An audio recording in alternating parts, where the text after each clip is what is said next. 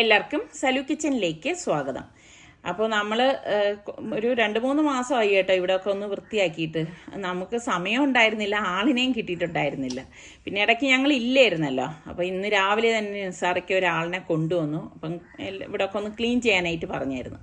അങ്ങനെ ഉച്ചയായപ്പോഴേക്ക് ഇതാ ഇവിടെ എല്ലാം ഒന്ന് അത്യാവശ്യം വൃത്തിയായിട്ടൊക്കെ ഒന്ന് ക്ലീൻ ചെയ്ത് എടുത്തിട്ടുണ്ട്. പിന്നെ കുറേ വാഴയൊക്കെ വെട്ടി മാറ്റി. എല്ലാം മാറ്റി കഴിഞ്ഞ് വന്നപ്പോഴാണ് കാണുന്നത് അതാ ഇതുപോലെ 1-2 വാഴ ഇതിൻ്റെ ഇടയിൽ കൊല പിടിച്ച് വന്നിട്ടുണ്ട്. അപ്പോൾ അതിനെയൊക്കെ ഒന്ന് മാറ്റി കെട്ടിയൊക്കെ ഒന്ന് വെക്കണം. അപ്പം ഇതുപോലെ നമ്മൾ ഇടയ്ക്കിടയ്ക്ക് ആളിനെ വെച്ച് ക്ലീൻ ചെയ്തില്ലെങ്കിലുള്ള പ്രശ്നം വെച്ചാൽ പെട്ടെന്ന് ഇത് കാട് പിടിക്കും. പിന്നെ മഴയും അങ്ങനെയൊക്കെ ഉണ്ടായിരുന്നല്ലോ. പിന്നെ ഈ കൊതുകിൻ്റെ ശല്യം കൂടും. പിന്നെ അയൽപക്കത്തൊക്കെ ഉള്ളവർക്കും ബുദ്ധിമുട്ടുമൊക്കെ വരത്തില്ലേ. അപ്പം ആളിനെ കിട്ടാത്തതായിരുന്നു വലിയൊരു വിഷമം കേട്ടോ. അപ്പം സ്ഥിരമായിട്ട് നമ്മൾ ആരെങ്കിലും പണിക്ക് വിളിക്കുകയാണെങ്കിൽ അവർ വരും. അല്ലാതെ നമ്മൾ 2-3 ദിവസത്തേക്കൊക്കെ വിളിച്ചു കഴിഞ്ഞാൽ അല്ലാണ് കിട്ടാൻ പാട്.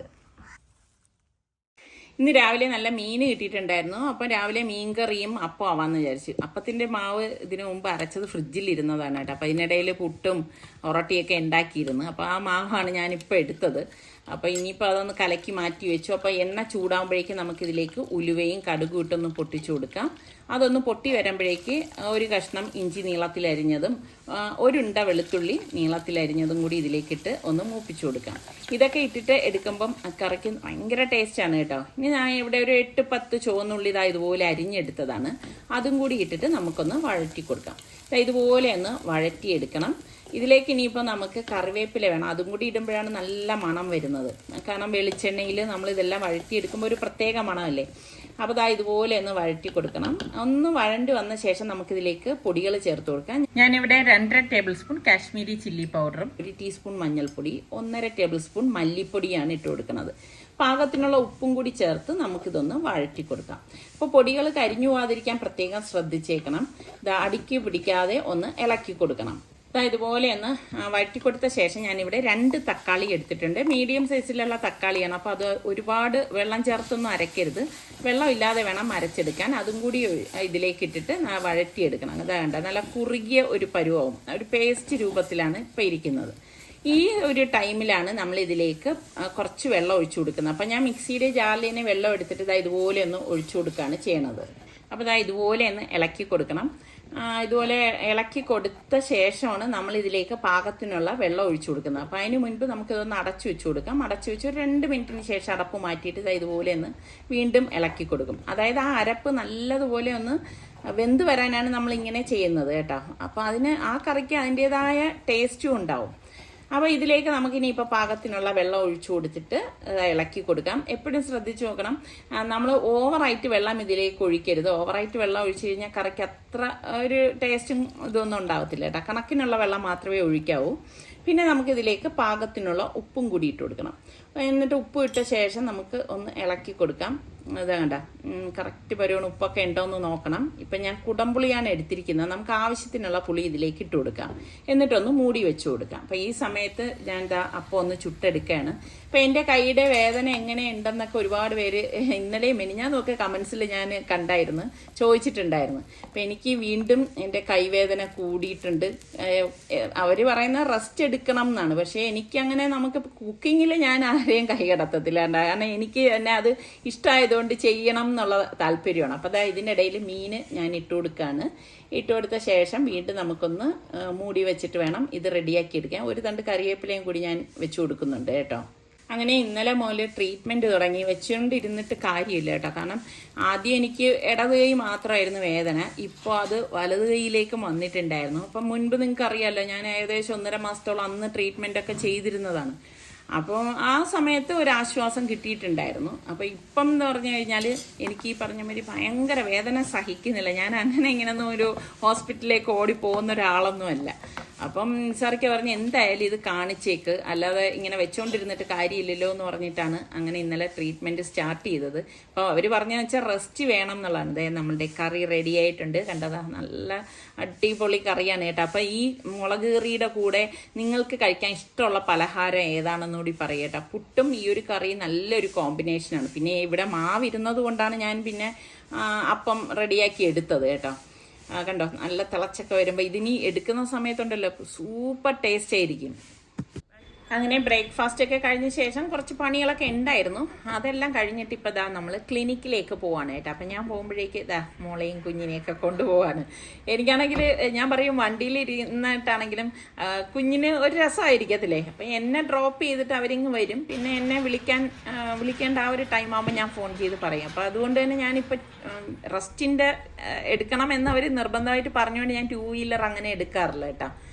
അപ്പം നിസാർക്ക് പറയുന്നുണ്ട്, ചുമ്മാ നീ 2 വീലർ എടുക്കണത് കൊണ്ടാണ് നിനക്ക് ഇതുപോലത്തെ കൈവേദനയൊക്കെ വരുന്നതെന്നാണ് പറയണത്. പക്ഷെ നമ്മൾ അങ്ങനെ അങ്ങ് യൂസ്ഡ് ആയിപ്പോയി, അതാണ് കാര്യം. ഇനിയിപ്പോൾ അത് നിർത്തുക എന്ന് പറഞ്ഞാൽ കുറച്ച് ബുദ്ധിമുട്ടുള്ള കാര്യം കൂടിയാണ്. പിന്നെ വീട്ടിലെ പണി എന്ന് പറയുമ്പോൾ മോളാൽ കഴിയുന്ന ഹെൽപ്പ് ചെയ്യാറുണ്ട്. എങ്കിലും ഇതുപോലെയുള്ള കുക്കിംഗ് കാര്യങ്ങളിലൊക്കെ എൻ്റെ കൈ എത്തണം എന്നുള്ളതാണ് എൻ്റെ ഒരു രീതി. ഇപ്പം നമ്മൾ പോണത് എൻ്റെ ട്രീറ്റ്മെൻറ്റിനാണ് കേട്ടോ. അപ്പോൾ പലരും എൻ്റെ അടുത്ത് ഈ അടുത്തും ചോദിച്ചിട്ടുണ്ടായിരുന്നു ഇത്താടെ കാലുവേദനയും കൈവേദനയും ഒക്കെ എങ്ങനെയുണ്ടെന്നുള്ളത്. അപ്പം അന്ന് കുറച്ച് ട്രീറ്റ്മെന്റ് ഒക്കെ ചെയ്ത് പിന്നെ കുറച്ച് നാൾ കുഴപ്പമൊന്നുമില്ലായിരുന്നു. അൽഹംദുലില്ലാ ഹജ്ജിന് പോയ സമയത്ത് എനിക്ക് ഒരു വേദന ഉണ്ടായിരുന്നില്ല. അത് തന്നെ വലിയ അനുഗ്രഹമാണ് കേട്ടോ. പക്ഷെ നാട്ടിൽ വന്നു കഴിഞ്ഞപ്പോഴേക്കും എനിക്ക് വീണ്ടും കൈവേദനയൊക്കെ വന്നു തുടങ്ങി. അപ്പം ഞാൻ വിചാരിച്ചു ഇനിയിപ്പം വെച്ചോണ്ടിരുന്നു കഴിഞ്ഞാൽ അത് ബുദ്ധിമുട്ടായിട്ട് വരും. കാരണം എനിക്ക് കിടന്നുറങ്ങുന്ന സമയത്തും ഒക്കെ നല്ല പെയിൻ ഉണ്ട്. അപ്പം നിസാർക്ക് പറഞ്ഞ് എന്തായാലും നീ ഡോക്ടറെ കാണിക്കുന്ന പറഞ്ഞു. അങ്ങനെ ഡോക്ടറെ കണ്ടപ്പോഴാണ് അറിയുന്നത് ശരീരം മൊത്തം നീരുന്നു. അപ്പൊ ബോഡിയിലെല്ലാം നീരുണ്ട്. അപ്പൊ അവർക്ക് അറിയാലോ നോക്കുമ്പോഴേക്ക്. അപ്പൊ എന്തായാലും അവര് പറഞ്ഞതെന്ന് വെച്ചാൽ റെസ്റ്റ് വേണം. രാവിലെ ഈ പ്രസവരക്ഷയ്ക്കുള്ള ആൾക്കാരൊക്കെ ഉണ്ടല്ലോ. അപ്പൊ നമുക്ക് നമ്മളുടെ പിന്നെ അത്ര അതുപോലെയുള്ള സംഭവം അല്ലല്ലോ. ഫാബി മോളുടെ ചെയ്ത അവിടെ സമേതയിലാണ് ഞാൻ പോകുന്നത്. അപ്പം പഴയ ആൾക്കാരും ഒക്കെ ഉണ്ട്. അപ്പം ഞാൻ വിചാരിച്ചു ആ സമയത്ത് ഞാൻ ഇതുപോലെ പറഞ്ഞപ്പോ ഡോക്ടർ എൻ്റെ അടുത്ത് പറഞ്ഞു അപ്പോഴേ ട്രീറ്റ്മെന്റ് ചെയ്യാന്ന് പറഞ്ഞപ്പോഴേക്കും ആ സമയത്ത് എന്തായാലും റെസ്റ്റ് കിട്ടത്തില്ല. കുഞ്ഞൊക്കെ ഉള്ളതുകൊണ്ട് മോള് പ്രസവിച്ചിടക്കല്ലേ. അപ്പൊ ഞാൻ പറഞ്ഞു എങ്കിൽ പിന്നെ ഒരു കാര്യം ചെയ്യാം, ഒന്ന് നോക്കിയിട്ട് നമുക്ക് ചെയ്യാമെന്ന് പറഞ്ഞു. അപ്പൊ ഇപ്പൊ ഇത്രയായി, ഡിലേ ആയി ശരിക്കും പറഞ്ഞ. അപ്പം ഇനിയിപ്പോ അവര് പറഞ്ഞതെന്ന് വെച്ചാല് എന്തായാലും റെസ്റ്റ് ആവശ്യമാണ്. അന്ന് ഇതിനു മുൻപ് ഞാൻ ട്രീറ്റ്മെന്റ് എടുത്തിരുന്നപ്പോ റെസ്റ്റ് എടുത്തിട്ടില്ല. അതുകൊണ്ടാണ് മാത്രമല്ല വേറെ തെറ്റും ചെയ്തു. നീ ആ വീഡിയോ കഴിഞ്ഞിട്ട് സ്കൂട്ടറിലാണ് വന്നോണ്ടിരുന്നത്. അന്ന് ഇവിടെ അല്ലായിരുന്നു കേട്ടോ, അത് വേറൊരു സ്ഥലത്തായിരുന്നു.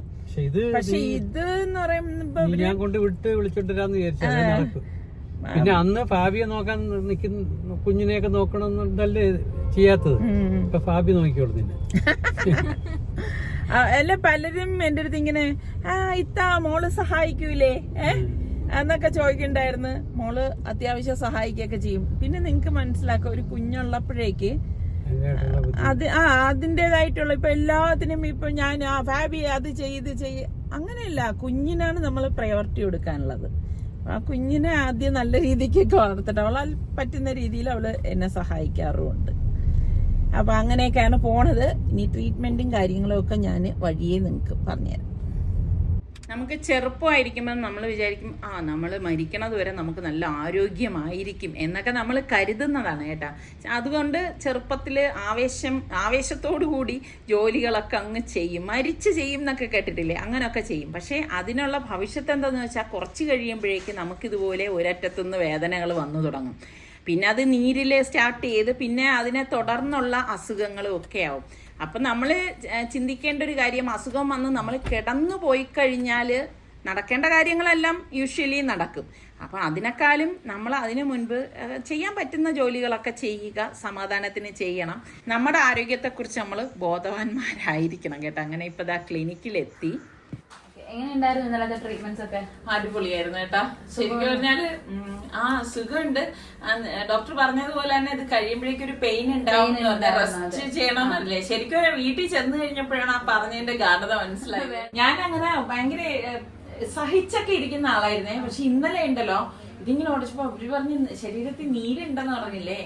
അപ്പോണ്ട് എനിക്ക് സഹിക്കെട്ടിട്ടാണ് ഞാൻ ചിലപ്പോ അങ്ങ് വിളിച്ചു പോയത് കേട്ടോ. കാരണം അത്ര പെയിൻ ഉണ്ടായിരുന്നു. അപ്പൊ ചൂടുവെള്ളത്ത് കുളിച്ചപ്പോ ഒരു ആശ്വാസം ഉണ്ടായിരുന്നു. നല്ല ആശ്വാസമാണ്. ഇപ്പൊ ഡോക്ടർ പറയുന്നത് ശരിക്കും എന്റെ ബോഡിയിലൊക്കെ നീരുണ്ട് കേട്ടോ.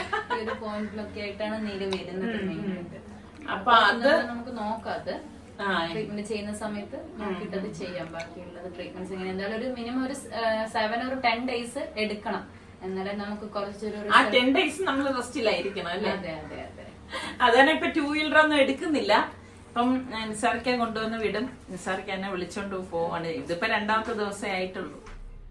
അങ്ങനെ എന്നെ അവിടെ ഡ്രോപ്പ് ചെയ്ത ശേഷം ഇവർ തിരിച്ചു പോവാണ്. ഞാൻ പറഞ്ഞില്ലേ, ഇനി എൻ്റെ ഈ ട്രീറ്റ്മെൻറ്റ് കഴിഞ്ഞ ശേഷം ഞാൻ നിസാർക്കെ ഫോൺ ചെയ്ത് പറയും. അപ്പോഴേക്ക് വന്ന് എന്നെ കൂട്ടിക്കൊണ്ടു പോവാണ് ചെയ്യുന്നത്. പിന്നെ ഞാൻ ക്ലിനിക്കിൽ നിന്ന് വന്ന ശേഷം പിന്നെ റെസ്റ്റൊക്കെ എടുത്തു. അതിനുശേഷം ഞാൻ ഇന്നിപ്പം ഒരു വ്യത്യസ്തമായിട്ടുള്ള ഒരു കട്ട്ലറ്റാണ് തയ്യാറാക്കാൻ പോകുന്നത്. നോർമലി നമ്മൾ ഉണ്ടാക്കുന്ന കട്ട്ലറ്റിൽ നിന്നും വളരെ വളരെ വ്യത്യസ്തമായിട്ടുള്ളൊരു കട്ട്ലറ്റാണ് കേട്ടോ. അപ്പോൾ അതിന് വേണ്ടിയിട്ട് ഞാൻ സവാളയൊക്കെ ഒന്ന് പൊളിച്ചെടുക്കുകയാണ്. പിന്നെ നമുക്ക് ഇതുപോലെ ഇഞ്ചി വെളുത്തുള്ളി പേസ്റ്റ് അല്ല ഇതിനായിട്ട് ഉപയോഗിക്കുന്നത്, ഫ്രഷ് ആയിട്ടുള്ള ഇഞ്ചി തന്നെയാണ് നമ്മൾ ഇതിൽ ചേർക്കുന്നത്. എങ്കിലേ നല്ല ടേസ്റ്റ് ഉണ്ടാവത്തുള്ളൂ. അപ്പോൾ നമുക്ക് ഇതൊക്കെ ഒന്ന് കട്ട് ചെയ്തെടുക്കാം. എപ്പോഴും ഞാൻ പറയുന്നത് പോലെ ഒരേ രീതിക്ക് നമ്മൾ ഉണ്ടാക്കിയെടുക്കുമ്പോഴേക്ക് ഭയങ്കര മടുപ്പ് തോന്നുമല്ലേ. അപ്പോൾ ഇതിന്ന് വ്യത്യസ്തമായിട്ടുള്ള രീതിയിൽ ഒക്കെ തയ്യാറാക്കുമ്പം നല്ല ടേസ്റ്റ് ആയിരിക്കും. അപ്പോൾ സവാള നമുക്ക് ഇതുപോലെ ഒന്ന് ചോപ്പറിലിട്ടിട്ടാണ് ഞാനൊന്ന് ചോപ്പ് ചെയ്തെടുക്കുന്നത്. കാരണം നമ്മളിത് ചെറുതായിട്ട് വേണം അരിഞ്ഞെടുക്കുകയാണെങ്കിൽ ചെറുതായിട്ട് വേണം അരിഞ്ഞെടുക്കാൻ. ഈ ഒരു സൈസിൽ, എങ്കിലേ അത് നമുക്ക് കറക്റ്റ് ആ ഒരു ടെക്സ്ചറിൽ കിട്ടത്തുള്ളൂ കേട്ടോ. അങ്ങനെ ഇപ്പോൾ ഞാൻ സവാള എല്ലാം ഇതുപോലെ ചോപ്പ് ചെയ്ത് എടുത്തിട്ടുണ്ട്. അതുപോലെ തന്നെ ഇഞ്ചിയും പച്ചമുളകും കൂടി ഇതുപോലെ ചതച്ചെടുക്കണം. പിന്നെ മറ്റൊരു ബൗൾ എടുത്തിട്ട് നമുക്ക് മുട്ടയൊന്ന് പൊട്ടിച്ചൊഴിച്ചു കൊടുക്കാം. അപ്പം ഞാനിവിടെ ഒരു 5 മുട്ട എടുത്തിട്ടുണ്ട്. ആ മുട്ടയാണ് ഈ ബൗളിലേക്ക് ഒഴിച്ചു കൊടുക്കുന്നത്. അതിനുശേഷം നമുക്കിതിലേക്ക് പാകത്തിനുള്ള ഉപ്പ് ഇട്ടിട്ട് ഇതൊന്ന് അടിച്ചെടുക്കണം കേട്ടോ. ഇതിലേക്ക് ഞാൻ ഒരു ടീസ്പൂൺ മഞ്ഞൾപ്പൊടി, 1 ടീസ്പൂൺ ഗരം മസാല പൊടിയും കൂടി ചേർക്കുന്നുണ്ട്. ഒരു നല്ലൊരു ഡിഫറെൻറ്റ് ടേസ്റ്റ് കിട്ടാനാണ് അങ്ങനെ ചെയ്യുന്നത്. അപ്പോൾ ഇതൊന്ന് അടിച്ച് മാറ്റി വെക്കാം. ഇനി മെയിനായിട്ട് നമുക്ക് വേണ്ടത് ബ്രെഡാണ് കേട്ടോ. അപ്പോൾ സ്വീറ്റ് ബ്രെഡ് നമ്മൾ ഇതിനായിട്ട് എടുക്കരുത്, അത് പ്രത്യേകം ശ്രദ്ധിച്ചേക്കണം കേട്ടോ. അതുകൊണ്ട് ഇതുപോലെ ബ്രെഡ് സ്ലൈസ് ചെയ്തത് നമുക്കൊരു പാത്രത്തിലേക്ക് ഇട്ട് കൊടുക്കാം. എന്നിട്ട് കുറച്ച് വെള്ളം, പച്ചവെള്ളമാണ് ഒഴിച്ചു കൊടുക്കുന്നത്, അത് കുതിരാനായിട്ട് വെക്കാം കേട്ടോ. അപ്പോൾ ഇതുപോലെ പെട്ടെന്ന് ബ്രെഡ് കുതിർന്ന് കിട്ടും കേട്ടോ. അപ്പോൾ അത് അവിടെ റെഡിയാകുന്ന ടൈമിൽ ഞാനൊരു പാനിലേക്ക് ഓയിൽ ഒഴിച്ചു കൊടുക്കുകയാണ്. ഓയിൽ നന്നായിട്ട് ഒന്ന് ചൂടാകുമ്പോഴേക്ക് നമ്മൾ ഈ ചോപ്പ് ചെയ്ത് വെച്ചിരിക്കുന്ന സവളയും പച്ചമുളകും ഇഞ്ചിയൊക്കെ ഇല്ലേ, അതെല്ലാം കൂട്ടിയിട്ട് ഒരുമിച്ച് എണ്ണ ഇട്ടിട്ട് നമുക്കിതൊന്ന് വഴറ്റി കൊടുക്കാം. അപ്പോൾ ഇതുപോലെ ഒന്ന് വഴറ്റി കൊടുക്കണം. വഴണ്ട് വരുന്ന ആ ഒരു ടൈമിൽ ഞാൻ കുറച്ച് കറിവേപ്പിലയും കൂടി ഒന്ന് അരിഞ്ഞെടുക്കുകയാണ് കേട്ടോ. അപ്പം എല്ലാവരും ചോദിക്കും റെസ്റ്റ് ചെയ്യാൻ പറഞ്ഞിട്ട്. എനിക്ക് കുക്കിംഗ് ഭയങ്കര ഇഷ്ടമാണ് കേട്ടോ. അപ്പം ഈ പറഞ്ഞ മാതിരി ഇതുപോലെയുള്ള പണികളൊക്കെ ഞാൻ ചെയ്തു വെക്കും. അപ്പം നമുക്ക് ഇത് റെഡിയാക്കി ഫ്രീസറിൽ വെക്കുകയാണെങ്കിൽ ഇപ്പോൾ ഗസ്റ്റൊക്കെ വരുന്ന ടൈമിൽ നമുക്ക് പെട്ടെന്ന് എടുത്ത് ഫ്രൈ ചെയ്ത് കൊടുക്കാനും പറ്റും. അപ്പോൾ ഇതുപോലെ ഒന്ന് വഴറ്റി കൊടുക്കണം. ഇതൊന്ന് വഴണ്ടി വരുമ്പോഴേക്ക് നമുക്ക് ഈ മുട്ട ഉണ്ടല്ലോ, ഇതേ പാനിൽ തന്നെ ഞാൻ ഈ സവാളയൊക്കെ ഇതുപോലെ ഒന്ന് ഒതുക്കി വെക്കും. വലിയ പാനല്ലേ ഇവിടെ എടുത്തിരിക്കുന്നത്. എന്നിട്ട് നമുക്ക് ഈ മുട്ട ഇതിലേക്ക് ഒന്നും കൂടി ഒന്ന് അടിച്ചിട്ട് ഇതുപോലെ ഒന്ന് ഒഴിച്ചു കൊടുക്കണം. ഒഴിച്ചു കൊടുത്തിട്ട് ഉടൻ തന്നെ ഇളക്കി കളയരുത് കേട്ടോ. ഒരു 2-3 മിനിറ്റ് അതങ്ങനെ വെച്ചിരിക്കണം. അപ്പോഴേ നമുക്ക് കറക്റ്റ് ഒരു സ്ക്രാമ്പിൾ പോലെ ആകത്തുള്ളൂ. അതിനുശേഷം ഇതുപോലെ ഒന്ന് ഇളക്കി കൊടുക്കണം. ഇളക്കി കൊടുത്ത് ഇതുപോലെ ഇളക്കി അതൊന്ന് വെന്ത് വരുന്ന പരുവത്തിൽ വേണം നമ്മൾ ഈ സവോളയായിട്ട് ഇതൊന്ന് മിക്സ് ചെയ്ത് കൊടുക്കാൻ. അപ്പോൾ ഇതെല്ലാം ചേർത്തിട്ട് നമുക്ക് ഇതുപോലെ ഒന്ന് മിക്സ് ചെയ്തെടുക്കണം. ഇതുപോലെ പരന്ന പാൻ എടുക്കുമ്പോൾ ഉള്ള ഒരു ഗുണം എന്ന് പറഞ്ഞാൽ എല്ലായിടത്തും ഒരുപോലെ നമുക്ക് വെന്ത് കിട്ടും കേട്ടോ. എന്നിട്ട് നമുക്കിതിലേക്ക് കുറച്ച് മഞ്ഞൾപ്പൊടി, 1 ടീസ്പൂൺ മഞ്ഞൾപ്പൊടി, 1 ടീസ്പൂൺ ഗരം മസാല പൊടി, പാകത്തിനുള്ള ഉപ്പും കൂടി ഇട്ടിട്ട് നമുക്കിത് എല്ലാം ചേർത്തൊന്ന് ഇളക്കി കൊടുക്കാം. ശരിക്കും ഒരു മുട്ട സ്ക്രാമ്പിൾ ഉണ്ടാക്കുന്ന ആ ഒരു പരുവമാണ് കേട്ടോ. ഇതുപോലെ ഇളക്കിയെടുക്കണം. എന്നാൽ ഉണ്ടാക്കിയെടുക്കാൻ നമുക്ക് വളരെ വളരെ എളുപ്പമാണ് കേട്ടോ. അപ്പോൾ ഈ മുട്ട എല്ലായിടവും നന്നായിട്ടൊന്ന് വെന്ത് കിട്ടണം, അത് മാത്രം ഒന്ന് ശ്രദ്ധിച്ചാൽ മതി. പിന്നെ തണുക്കാനായിട്ട് ഞാൻ ഒരു പ്ലേറ്റിലേക്ക് ഇതൊന്ന് മാറ്റി കൊടുക്കുകയാണ്. ഇനിയിപ്പോൾ നമ്മൾ ഇതൊന്ന് പരത്തി വെച്ച് കൊടുക്കുകയാണ്. അപ്പോൾ പെട്ടെന്ന് തണുത്ത് കിട്ടും. അപ്പം നമ്മൾ കുതിർക്കാൻ വെച്ചിരിക്കുന്ന ബ്രെഡ് കണ്ടോ, അത് നല്ലതുപോലെ ഒന്ന് കുതിർന്ന് വന്നിട്ടുണ്ട്. അപ്പം ഇനി ഇതൊന്നുമില്ല, നല്ലതുപോലെ ഒന്ന് പിഴിഞ്ഞെടുക്കണം. അതായത് ആ വെള്ളമെല്ലാം അതിൽ നിന്നും പോകണം. എന്നിട്ട് നമുക്ക് ഇതിലേക്ക് ഇട്ട് കൊടുക്കാം. ഇത് മിക്സിയിൽ അടിച്ചെടുക്കുക ഒന്നും വേണ്ട, ഈ ഒരു രീതിയിൽ എടുത്താൽ മതി. അത് നമുക്ക് പെട്ടെന്ന് കുഴച്ചെടുക്കാനായിട്ട് പറ്റും. ഇതിലേക്ക് നമ്മൾ പൊട്ടറ്റോയോ ഒന്നും ചേർക്കുന്നില്ലല്ലോ. അതുകൊണ്ടാണ് ഞാൻ പറഞ്ഞത് എളുപ്പം ഉണ്ടാക്കിയെടുക്കാൻ പറ്റുന്ന ഐറ്റമാണെന്ന്. അപ്പോൾ ഈ മുട്ടയുടെ കൂട്ടും ബ്രെഡും കൂടി ചേർത്ത് നല്ലതുപോലെ കൈ കൊണ്ടൊന്ന് കുഴച്ചെടുത്താൽ മതി. അപ്പോൾ കണ്ടോ ബ്രെഡ് പെട്ടെന്ന് റെഡിയായി വന്നിട്ടുണ്ട്. ഇതുപോലെ വേണം കുഴച്ചെടുക്കാൻ. ഇങ്ങനെ എടുക്കുമ്പം നിങ്ങൾക്കിത് വല്ലാതെ ലൂസായി പോണു എന്ന് തോന്നുകയാണെങ്കിൽ മാത്രം വീണ്ടും 2 ബ്രെഡും കൂടി ഇതുപോലെ ഒന്ന് ചേർത്ത് കൊടുത്താൽ മതി കേട്ടോ. കൈയൊന്ന് നല്ലതുപോലെ കഴുകിയ ശേഷം നമുക്കിതൊന്ന് ഷേപ്പ് ചെയ്തെടുക്കണം. നോർമലി കട്ട്ലേറ്റ് ഉണ്ടാക്കണ ആ ഒരു ഷേപ്പിൽ തന്നെയാണ് ഞാൻ ഉരുട്ടിയിട്ട് ജസ്റ്റ് ഒന്ന് പരത്തി കൊടുക്കുന്നത്. അല്ല, ഈ ഒരു ഷേപ്പിൽ എളുപ്പത്തിന് നമുക്ക് ഇത് റെഡിയാക്കി എടുക്കാൻ പറ്റും. അപ്പം നിങ്ങൾ ട്രൈ ചെയ്യാത്തവർ ഈ രീതിയിലൊന്ന് ട്രൈ ചെയ്ത് നോക്കിയിട്ട് എനിക്ക് ഫീഡ്ബാക്ക് കൂടി തരണം കേട്ടോ, എങ്ങനെ ഉണ്ടായിരുന്നു എന്നുള്ളത്. അപ്പോൾ ഇതെല്ലാം നമുക്ക് ഇതുപോലെ തന്നെ ഒന്ന് ഷേപ്പ് ചെയ്തെടുക്കാം. അപ്പോൾ അതൊക്കെ ഞാൻ ഷേപ്പ് ചെയ്തത് ആദ്യം തന്നെ ഒരു പ്ലേറ്റിലേക്ക് ഒന്ന് അറേഞ്ച് ചെയ്ത് മാറ്റുകയാണ് ചെയ്യുന്നത്. അപ്പോൾ ഇതെല്ലാം ഷേപ്പ് ചെയ്തത് ഞാൻ ഒരു പ്ലേറ്റിലേക്ക് മാറ്റിയിട്ടുണ്ട്. കണ്ടോ, ഈ ഒരു രീതിയിൽ വേണം നമ്മളിത് ഉരുട്ടി ഒന്ന് പരത്തിയെടുക്കാനുള്ളത്. അപ്പോൾ ഞാൻ ബാക്കിയിരിക്കുന്ന ബ്രെഡ് ഇതുപോലെ മിക്സിയുടെ ജാറിലേക്ക് ഇട്ടിട്ട് ഒന്ന് പൊടിച്ചെടുക്കണം കേട്ടോ. കാരണം കോട്ടിങ്ങിന് വേണ്ടിയിട്ടാണ് ഇങ്ങനെ പൊടിച്ചെടുക്കുന്നത്. അപ്പോൾ അതിൻ്റെ സൈഡൊന്നും ഞാൻ കളഞ്ഞിട്ടൊന്നും ഇല്ലായിരുന്നു, അതുകൊണ്ടാണ് ഈ ഒരു കളറിൽ നമുക്ക് കിട്ടിയത്. എളുപ്പം റെഡിയാക്കി എടുക്കാം. പിന്നെ ഞാനിവിടെ 2 ടേബിൾ സ്പൂൺ വറുത്ത അരിപ്പൊടിയും 1/2 ടേബിൾ സ്പൂണോളം കോൺഫ്ലോറും കൂടിയാണ് ഇട്ട് കൊടുക്കുന്നത് കേട്ടോ. എന്നിട്ട് അത് നമുക്ക് എത്രയാണോ കട്ടായിട്ടുള്ളത് അതിനനുസരിച്ച് ഈ പൊടികളുടെ അളവിൽ കൂട്ടുകയും കുറയ്ക്കുകയൊക്കെ ചെയ്യാം. എന്നിട്ട് പച്ചവെള്ളം ഒഴിച്ചിട്ട് നമുക്കിത് ഇതുപോലെ പേസ്റ്റ് പോലെ ഇതൊന്ന് കലക്കിയെടുക്കണം. അപ്പോൾ ഞാൻ എപ്പോഴും ചെയ്യുന്നത് മൈദാമാവ് എടുത്തിട്ടാണ് ചെയ്യണത്. ഇന്നിപ്പോൾ എൻ്റെ കയ്യിൽ മൈദാമാവ് ഇല്ലാത്തത് കൊണ്ടാണ് ഞാൻ അരിപ്പൊടിയെ ആശ്രയിച്ചത്. പക്ഷെ നല്ല ടേസ്റ്റാണ് കേട്ടോ, കറുമുറാന്നിരിക്കും നമുക്കിത് കഴിക്കുമ്പോൾ. അപ്പം അരിപ്പൊടി വെച്ചിട്ട് നിങ്ങൾ ഇനി ഒന്ന് ട്രൈ ചെയ്ത് നോക്കണം കേട്ടോ. അതായത് ഇതുപോലെ ഒന്ന് മിക്സ് ചെയ്ത് കൊടുക്കണം. കൂട്ടത്തിൽ കോൺഫ്ലോറും കൂടി വേണം, അത് മിസ്സാവരുത് കേട്ടോ. അപ്പോൾ ഞാൻ ഇവിടെ പേസ്റ്റ് രൂപത്തിൽ അതൊന്ന് എടുത്തിട്ടുണ്ട്. ഇനിയൊന്നുമില്ല, നമ്മളുടെ ഈ ഓരോ കട്ട്ലേറ്റിൻ്റെ ഷേപ്പ് ചെയ്ത സംഭവം ഉണ്ടല്ലോ, അത് ഈ കോട്ടിങ്ങിലൊന്ന് മുക്കിയിട്ട് ഈ ബ്രെഡ് പൊടിച്ചെടുത്തിരിക്കുന്നില്ലേ അതിൽ വെച്ചിട്ട് നമുക്കൊന്ന് കോട്ട് ചെയ്തെടുക്കാം. അപ്പം നമ്മൾ ഇതുപോലെ ചെയ്താൽ മതി കേട്ടോ. ഇടത് കൈ കൊണ്ട് ഇതുപോലെ ഒന്ന് ബാക്കിയുള്ള കോട്ടിങ് ഒന്ന് ഫില്ല് ചെയ്ത് കൊടുത്താൽ മതി. കാരണം നമ്മൾ ആ വലത് കൈയിൽ തന്നെ നമ്മൾ ചെയ്യാൻ നിൽക്കുമ്പോഴേക്കും ആ കയ്യിൽ ഇരിക്കുന്ന മാവും കൂടി ഇതിൽ ഒട്ടിയിട്ട് പിന്നെ ആകെ ഒരു വല്ലാത്ത പരുവമായിപ്പോവും. കണ്ട, ഇതിപ്പോൾ കറക്റ്റ് ഷേപ്പിന് നമുക്കിത് കിട്ടിയിട്ടുണ്ട്. അപ്പം ഈ ഒരു പരുവത്തിലാണ് നമ്മൾ എടുത്തു വെക്കേണ്ടത്. അപ്പം ഇതുപോലെ നമ്മൾ റെഡിയാക്കിയിട്ട് ഒരു കണ്ടെയ്നറിൽ അടച്ചിട്ട് ഫ്രീസറിൽ അടുക്കി സൂക്ഷിക്കുകയാണെങ്കിൽ ഇപ്പം കുട്ടികൾക്കൊക്കെ സ്കൂളിലൊക്കെ പോകുന്ന ആ ഒരു ടൈമിൽ അവർ റെഡിയാക്കുന്നതിന് ഒരു 1/2 മണിക്കൂർ മുമ്പ് ഇത് ഫ്രീസറിൽ നിന്ന് പുറത്തെടുത്ത് വെച്ചിട്ട് നമുക്ക് അവർക്ക് ഫ്രൈ ചെയ്ത് ടിഫിൻ ബോക്സിലൊക്കെ ആക്കി കൊടുത്തു വിടാനൊക്കെ പറ്റും കേട്ടോ. അപ്പം ഞാനിതെല്ലാം കോട്ട് ചെയ്തത് ഇതുപോലെ ഒന്ന് മാറ്റുവാണ്. ഇതിപ്പോൾ ഞാൻ എല്ലാം ഇതുപോലെ ഫ്രൈ ചെയ്തെടുക്കത്തില്ല കേട്ടോ. ബാക്കി ഞാൻ പറഞ്ഞില്ലേ ഫ്രീസറിൽ സൂക്ഷിക്കുകയുള്ളൂ. അപ്പോൾ ജസ്റ്റ് ഇതൊന്ന് ഫ്രൈ ചെയ്യണത് ഞാൻ കാണിച്ചു തരാം. അപ്പോൾ ഞാനിവിടെ ഒരു ചെറിയ പാനാണ് എടുത്തത്. എന്നിട്ട് ഓയിൽ നല്ലതുപോലെ ചൂടാകുന്ന ടൈമിൽ നമുക്കിത് ഓരോന്നും ഇതുപോലെ എടുത്തിട്ട് കാണാൻ തന്നെ നല്ല ഭംഗിയാണിത്. അപ്പം ഞാൻ വീണ്ടും പറയാണ്, നിങ്ങൾ ട്രൈ ചെയ്ത് നോക്കിയിട്ട് ഇഷ്ടപ്പെട്ടെങ്കിൽ പറയണം കേട്ടോ. എന്നിട്ട് നമുക്കിത് ചൂടായ എണ്ണയിലേക്ക് ഇട്ടിട്ട് ഇനിയിപ്പോൾ ഒരു സൈഡ് നല്ലൊരു ഗോൾഡൻ കളർ ആവുമ്പോഴേക്കും നമുക്കൊന്ന് മറിച്ചിട്ട് കൊടുക്കണം. അപ്പോൾ തിരിച്ചും മറിച്ചിട്ട് നമുക്കറിയാലോ കട്ട്ലേറ്റിൻ്റെ ആ ഒരു കളർ എന്ന് പറയുന്നത്, ആ ഒരു കളർ ആകുമ്പോഴേക്കും നമുക്കിത് എണ്ണയിൽ നിന്ന് മാറ്റാം. ഓൾമോസ്റ്റ് എല്ലാം വെന്തതല്ലേ. അപ്പോൾ ഇതുപോലെ ഒന്ന് തിരിച്ചു വെച്ച് കൊടുക്കണം. ഒട്ടും എണ്ണ കുടിക്കുകയോ ഒന്നും ചെയ്യത്തില്ല. നല്ല കരിമുരാന്നുള്ള ഒരു ക്രിസ്പി ഔട്ടിങ്, നല്ല ക്രിസ്പിയും ഉള്ളു നല്ല സോഫ്റ്റ് ആയിട്ടുള്ളത് നല്ലൊരു കട്ട്ലേറ്റാണ്. ആരും പറയത്തില്ല ഇത് മുട്ട കൊണ്ടാണോ ഉണ്ടാക്കിയെന്നുള്ളത്. അപ്പോൾ ഇങ്ങനെ നമ്മളുടെ കട്ട്ലേറ്റ് റെഡിയായത് നമുക്കിനിയിപ്പം ഞാനൊരു സ്ട്രെയിനറിലേക്ക് മാറ്റുവാണ്. ഇതിപ്പോൾ വളരെ ചെലവ് കുറഞ്ഞ രീതിയിലുള്ള കട്ട്ലേറ്റാണ്. എന്നാലും നിങ്ങൾ ഉണ്ടാക്കി കൊടുത്തു നോക്കൂ, ആരും പറയത്തില്ല ഇത് മുട്ട വെച്ചിട്ട് ഉണ്ടാക്കിയ കട്ട്ലേറ്റ് ആണെന്നുള്ളത്. അപ്പം പിന്നെ നമുക്ക് കട്ട്ലേറ്റ് ഉണ്ടാക്കണം എന്ന് പറയുമ്പോൾ പലർക്കും ഒരു മടി തോന്നണത്, ഇപ്പം എനിക്കൊക്കെ മടിയാണ് കേട്ടോ. കാരണം പൊട്ടറ്റോ പുഴുങ്ങണം, പിന്നെ അതിനെ ഉടച്ച് ചേർക്കണം എന്നൊക്കെ ആലോചിക്കുമ്പോഴാണ് നമ്മളത് വേണ്ടാന്ന് വെക്കുന്നത്. പക്ഷേ ഇത് എളുപ്പമല്ലേ. ഇപ്പം ഒരു പാക്കറ്റ് ബ്രെഡ് വാങ്ങിച്ചു കഴിഞ്ഞാൽ നമുക്കത് റെഡിയാക്കി എടുക്കാൻ എളുപ്പമാണ്. ഞാൻ ഇതുപോലെയാണ് കണ്ടെയ്നറിലേക്ക് ഞാൻ സൂക്ഷിക്കുന്നത് കേട്ടോ. ഒരു ബട്ടർ പേപ്പറാണ് ഞാൻ മീതെ വെച്ചു കൊടുക്കുന്നത്.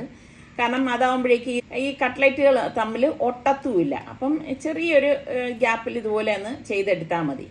അപ്പോൾ കണ്ട നമ്മുടെ കട്ട്ലേറ്റ് റെഡിയായത് ഞാൻ ഇതുപോലെ ഒന്ന് മാറ്റി വെക്കാണ്. അപ്പം ഇന്നിപ്പോൾ എനിക്കൊരു ഗസ്റ്റ് ഉണ്ട്, അതുകൊണ്ടാണ് ഞാനിത് ഫ്രൈ ചെയ്തെടുക്കുന്നത് കേട്ടോ. ബാക്കിയുള്ളത് ഇതുപോലെ ഒന്ന് റെഡിയാക്കി വയ്ക്കുമ്പോഴേക്ക് പെട്ടെന്ന്, കാരണം ഈ 5 മുട്ട ഉണ്ടെങ്കിൽ പെട്ടെന്ന് നമുക്ക് നല്ല ക്വാണ്ടിറ്റിയിൽ തന്നെ കട്ട്ലേറ്റ് റെഡിയാക്കി എടുക്കാൻ പറ്റും. അപ്പം ഇതുപോലെ കണ്ടെയ്നറിലേക്ക് ആക്കി കഴിഞ്ഞാൽ നമുക്ക് ഇത് ഫ്രീസറിലേക്ക് മാറ്റാം. പിന്നെ ഞാൻ പറഞ്ഞതുപോലെ നമ്മൾ പൊരിക്കുന്നതിന് 1/2 മണിക്കൂർ മുൻപ് എടുത്തു കഴിഞ്ഞാൽ നമുക്കിത് റെഡിയാക്കി എടുക്കാം. അപ്പോൾ അതായത് കണ്ടോ നല്ല ക്രിസ്പി ആയിട്ട് കരിമുരാന്നുള്ള കട്ട്ലേറ്റാണ്. സൗണ്ട് കണ്ടോ, അടിപൊളിയാണ് കേട്ടോ. അപ്പോൾ ഒരു പ്രാവശ്യമെങ്കിലും നിങ്ങളൊന്ന് ട്രൈ ചെയ്ത് നോക്കിയിട്ട് ഇഷ്ടപ്പെട്ടാൽ വന്ന് ലൈക്ക് ചെയ്തിട്ട് പോകണം കേട്ടോ. അപ്പോൾ ഇതൊക്കെയാണ് നമ്മുടെ ഇന്നത്തെ വിശേഷങ്ങൾ എന്ന് പറയുന്നത്. അപ്പോൾ ഇഷ്ടപ്പെടുകയാണെങ്കിൽ സബ്സ്ക്രൈബ് ചെയ്യാത്ത ആരെങ്കിലുമൊക്കെ ഉണ്ടെങ്കിൽ ഒന്ന് സബ്സ്ക്രൈബ് ചെയ്തിട്ട് ആ ബെല്ലൈക്കൺ കൂടി ഒന്ന് പ്രസ് ചെയ്തേക്കണേ. അപ്പം ഈ കട്ട്ലേറ്റ് ഞാനൊന്ന് കഴിച്ച് നോക്കുകയാണ്. ഒരു കടി കടിച്ചപ്പോൾ തന്നെ അടിപൊളി ടേസ്റ്റാണ് കേട്ടോ. അപ്പം നിങ്ങളും ഒന്ന് ട്രൈ ചെയ്ത് നോക്കണേ.